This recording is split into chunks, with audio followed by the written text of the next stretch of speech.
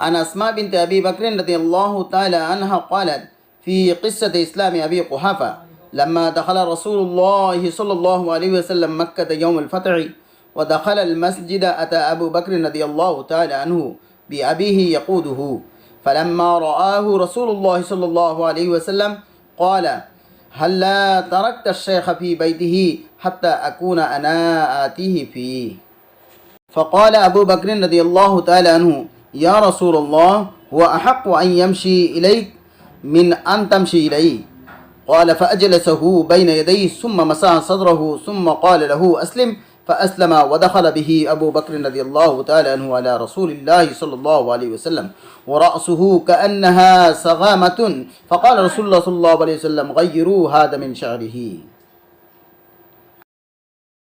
حضرت اسماء بنت ابو بکر رضی اللہ تعالی عنہ فرماتی ہے فتح مکہ کے دن جب رسول اللہ صلی اللہ علیہ وسلم مکہ میں داخل ہوئے اور مسجد حرام تشریف لے گئے تو حضرت ابو بکر رضی اللہ تعالی عنہ اپنے والد ابو قحافہ کا ہاتھ پکڑ کر آپ کی خدمت میں لائے.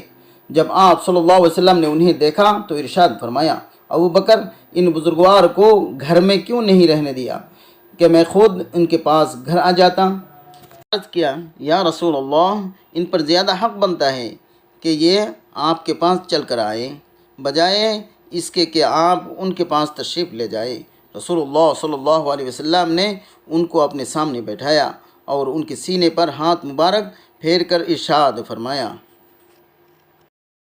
آپ مسلمان ہو جائے. چنانچہ حضرت ابو قحافہ رضی اللہ تعالیٰ عنہ مسلمان ہو گئے. جب حضرت ابو بکر رضی اللہ تعالیٰ عنہ اپنے والد کو رسول اللہ صلی اللہ علیہ وسلم کے پاس لائے تو ان کے سر کے بال سغامہ درخت کی طرح سفید تھے.